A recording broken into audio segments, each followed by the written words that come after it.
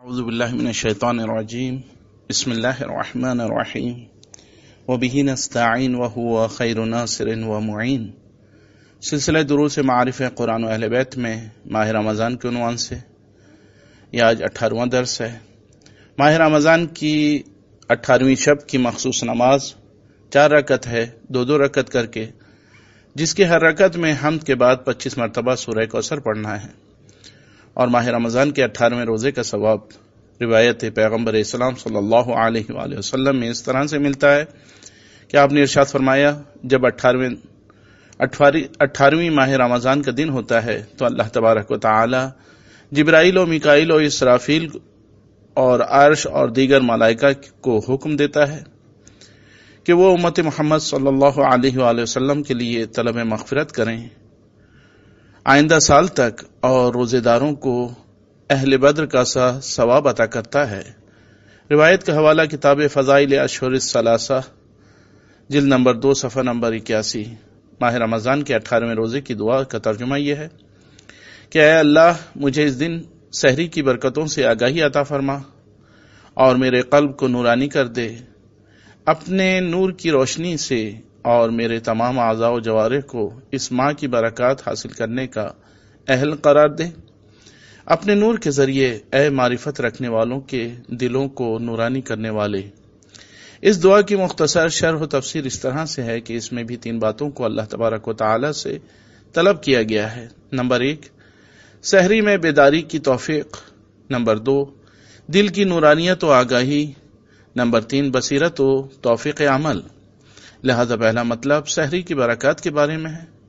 نبی اکرم صلی اللہ علیہ وآلہ وسلم کا ارشاد ہے، سحری کیا کرو، چاہے صرف پانی پینے ہی کے ذریعے ہو، اور افطار کیا کرو، چاہے کھجور کے ایک دانے کے ذریعے ہی ہو۔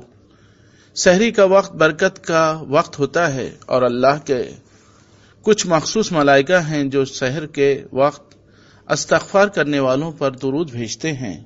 روایت کا حوالہ کتاب مستدرک الوسائل جلد نمبر 7 صفحہ نمبر 356۔ دوسرا مطلب قلب کی نورانیت کے بارے میں ہے۔ قرآن میں قلب کے چند اقسام بیان ہوئی ہیں۔ نمبر 1، قلب سلیم،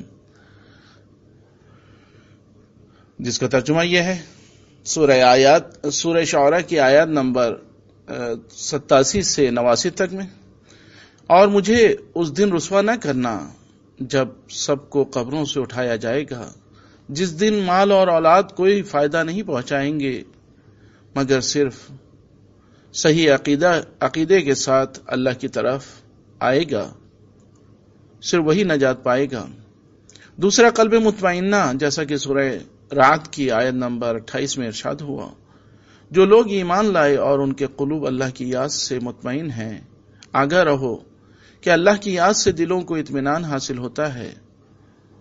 دوسرے مقام پر ارشاد ہوا سورہ فجر کی آیت نمبر 27 سے 30 تک میں کہ اے اطمینان پانے والے نفس، اپنے پروردگار کی طرف پلٹ آ، کامل رضایت کے ساتھ، اور میرے بندوں میں داخل ہو جا، اور میری جنت میں داخل ہو جا۔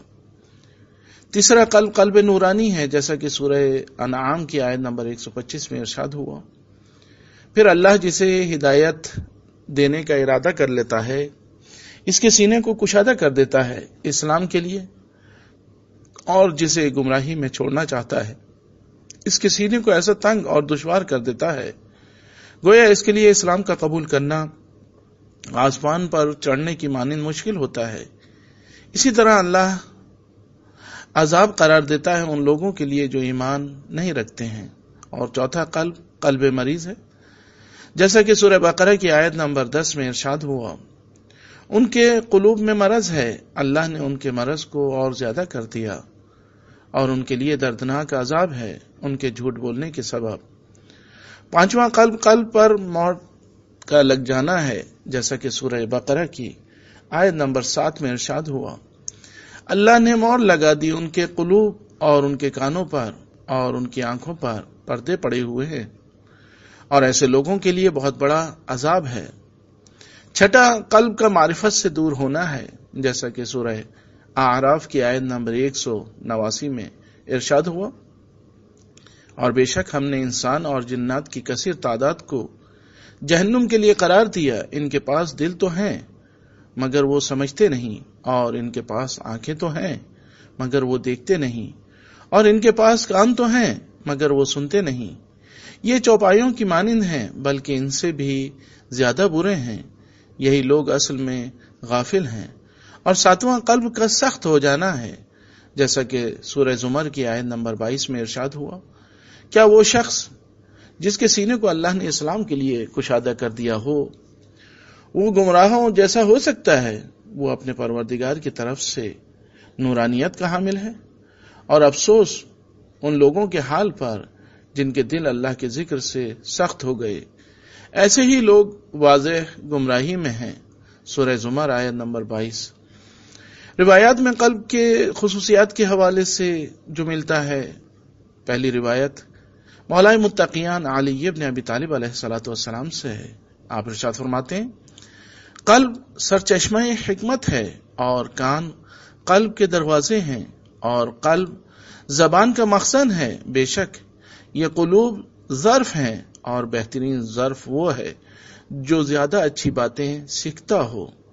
روایت کا حوالہ کتاب غرر الحکم کلمہ نمبر 66 اور نہج البلاغہ میں حکمت نمبر 147. دوسری روایت امام جعفر صادق علیہ الصلوۃ والسلام سے ہے. آپ ارشاد فرماتے ہیں، بے شک قلب کا مقام بدن میں امام کی مانند ہے لوگوں میں، اور قلب حرم الہی ہے، لہذا حرم الہی میں اللہ کے غیر کو جگہ نہ دو. روایت کا حوالہ کتاب علل الشرائع جلد نمبر 1 صفحہ نمبر 109 اور کتاب جامع الاخبار صفحہ نمبر 185. تیسری روایت امام رضا علیہ الصلوۃ والسلام سے ہے. آپ ارشاد فرماتے ہیں، بے شک لوگوں کے درمیان اللہ کے کچھ ظروف یعنی برتن ہیں جو کہ قلب ہے، لہذا اللہ کے نزدیک محبوب ترین ظرف وہ ہے جس میں یہ صفات پائی جائیں، یعنی صاف و شفاف ہو، نرم ہو، سخت یعنی گناہوں کے لحاظ سے صاف ہو، اور برادران دینی کے لحاظ سے نرم ہو، اور دین الہی کو محفوظ رکھنے کے لحاظ سے سخت ہو. روایت کا حوالہ بحار الانوار جلد نمبر 67 صفحہ نمبر 56. اور روایات میں جو قلب کے امراض کے بارے میں ملتا ہے، اس میں پہلی روایت نبی اکرم صلی اللہ علیہ وآلہ وسلم سے کیا آپ ارشاد فرماتے ہیں، 4 چیزیں قلب کے مردہ ہونے کا سبب بنتی ہیں. نمبر 1 گناہ پر گناہ کرنا. نمبر 2 خواتین کے ساتھ زیادہ بیٹھنا اور گفتگو کرنا.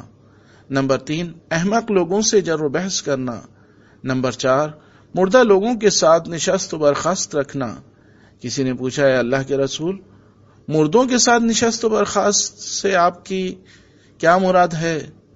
تو آپ نے فرمایا، یعنی عیش پرست غنی لوگوں کے ساتھ نشست و برخاست کرنا.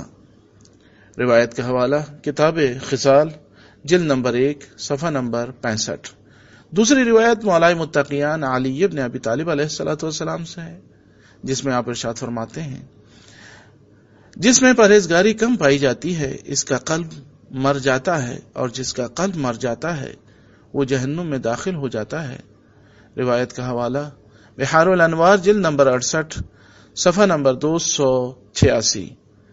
قلبی امراض کے علاج کے سلسلے میں کہ کون سی چیزیں قلبی امراض کا علاج کرتی ہیں.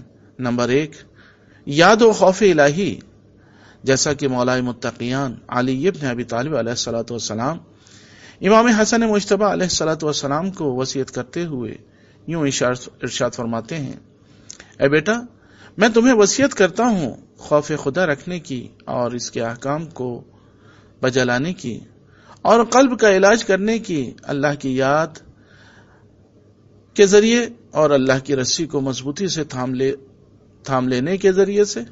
بے شک خوف الہی تمہارے قلوب کے امراض کی دوا ہے. روایت کا حوالہ بحار الانوار جلد نمبر 67 صفحہ نمبر 284. دوسری چیز جو قلبی امراض کو شفا بخشتی ہے تلاوت قرآن ہے۔ نبی اکرم صلی اللہ علیہ وآلہ وسلم ارشاد فرماتے ہیں قلوب کی جلا یاد الہی اور تلاوت قرآن میں ہے۔ روایت کا حوالہ کتاب تنبیہ الخواطر جلد نمبر 2 صفحہ نمبر 122۔ اور تیسری چیز قلوب کو جلا بخشنے والی نیک اور اہل معرفت لوگوں سے میل جول رکھنا، ان کے پاس اٹھنا بیٹھنا، جیسا کہ مولا متقیان علی ابن ابی طالب علیہ الصلوۃ والسلام ارشاد فرماتے ہیں نیک لوگوں سے ملاقات کرنا دلوں کے زندہ ہونے کا سبب ہوتا ہے، اور یہ بھی فرمایا کہ اہل معرفت لوگوں سے ملاقات کرنا دلوں کے زندہ ہونے اور حکمت کے حاصل ہونے کا سبب ہوتا ہے۔ روایت کا حوالہ کتاب غرر الحکم کلمہ نمبر 430۔ تیسرا مطلب آج کی دعا میں قرآن میں اعضاء و جوارح کے اعمال کے بارے میں ہے، جیسا کہ سورہ نور کی آیت نمبر 24 میں ارشاد ہوا قیامت کے دن ان کے خلاف ان کی زبانیں اور ہاتھ اور پیر سب گواہی دیں گے جو کچھ انہوں نے کیا ہوگا۔ سورہ نحل کی آیت نمبر 97 میں ارشاد ہوا جو بھی نیک عمل کرے گا وہ مرد ہو یا عورت با ایمان رہتے ہوئے تو ہم اسے پاکیزہ حیات عطا کریں گے اور انہیں ان کے اعمال سے بہتر جزا دیں گے جو وہ انجام دے رہے تھے۔ سورہ طٰہٰ کی آیت نمبر 15 میں ارشاد ہوا اور جو اس پر ایمان لایا اور عمل صالح بجا لایا ایسے لوگوں کے لیے بلند ترین درجات ہیں۔ روایات میں عمل کی اہمیت کے حوالے سے مولا متقیان علی ابن ابی طالب علیہ الصلوۃ والسلام سے روایت ہے کہ آپ نے ارشاد فرمایا تم لوگوں پر اللہ کی رحمت ہو، یاد رکھو حق کی آشکار نشانیوں کے مطابق عمل کرو کیونکہ یہ ایسی راہ ہے جو تمہیں سلامتی یعنی بہشت کی طرف دعوت دیتی ہے، اور تم لوگ ایسی جگہ پر ہو کہ تمہارے پاس فرصت و فراغت ہے کہ اللہ کی خوشنودی کو حاصل کر سکتے ہو، ایسی جگہ ہو کہ تمہارے نامہ اعمال کھلے ہوئے ہیں اور قلم لکھنے کو تیار ہیں اور بدن سالم ہیں اور زبانیں آزاد ہیں اور توبہ سنی جاتی ہے اور کام قبول کیے جاتے ہیں۔ روایت کا حوالہ نہج البلاغہ خطبہ نمبر 94۔ نبی اکرم صلی اللہ علیہ وآلہ وسلم کا ارشاد ہے کہ 7 چیزیں ایسی ہیں جن کا ثواب انسان کے مرنے کے بعد بھی لکھا جاتا رہتا ہے۔ نمبر 1، اگر کسی نے لوگوں کے لیے خرمے کا درخت اگایا جس سے عمومی لوگ استفادہ کریں، اور اگر عمومی استفادے کے لیے کسی نے کنواں کھودا۔ نمبر 3، کسی نے عمومی استفادے کے لیے نہر جاری کی، کسی نے عمومی استفادے کے لیے مسجد بنائی، کسی نے کتاب لکھی یا علمی میراث چھوڑی، اور 7ویں چیز نیک اولاد چھوڑ کر جانا جو اس کے بعد اس کے لیے طلب مغفرت کرتی رہے۔ روایت کا حوالہ کتاب تنبیہ الخواطر جلد نمبر 2 صفحہ نمبر 110۔ مولا متقیان علی ابن ابی طالب علیہ الصلوۃ والسلام ارشاد فرماتے ہیں یاد رکھو ہر کردار کا ایک سبزہ ہوتا ہے اور کوئی بھی سبزہ پانی سے بے نیاز نہیں ہے، اور پانی مختلف قسم کے ہوتے ہیں، اور ہر سبزہ صحیح اور صاف پانی چاہتا ہے جس سے میٹھے میوے کی امید رکھی جا سکے، اور جو بھی سبزہ آلودہ پانی سے آبیاری ہوا ہو اس کا درخت بھی برا اور میوہ بھی تلخ ہوتا ہے۔ روایت کا حوالہ کتاب نہج البلاغہ خطبہ نمبر 154۔ وآخر دعوانا ان الحمد للہ رب العالمین۔